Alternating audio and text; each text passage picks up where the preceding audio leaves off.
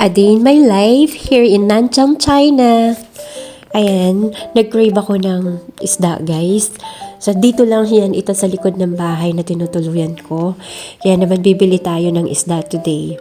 Ang kagandahan na bumibili ng isda dito, guys, sa grocery, as in talagang fresh na hinuhuli nila sa aquarium.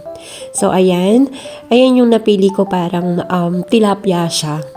And kukuha tayo ng isang malaki, papahuli natin kay Ai ang tawag dahil auntie ang tawag sa kanila. So ayan, hinuli na ni Ai. Pagkatapos guys, kikiluhin niya, lalagyan ng presyo.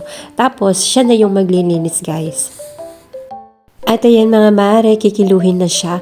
Actually guys, hindi sila kilo dito, per gram sila. So, mura lang siya guys, 11 RMB. So, kung isusumo total natin, parang sabihin na natin 85 pesos na isa ito. So, habang nililinis ni Ai, naisipan ko na lang na ipaksiw ito, kaya naman bibili tayo ng mga gulay. So, ayan, nakita ko tong siling pahaba. Tapos, nakita ko din tong talong at saka okra. So, ipapaksiw natin siya. At eto na mare, nasa bahay na tayo, kaya naman i-start na natin ipaksiw ang isdang nabili ko dito sa grocery.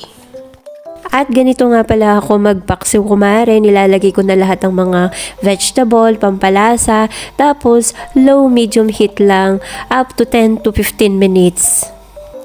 For sure, sasabihin yung mga mare, uunahan ko na kayo, mas maraming mga gulay kesa sa isda. Yes mare, dahil mag-isa lang ako nakakain dito. At eto na mare, ready to serve. Kain tayo. Bye!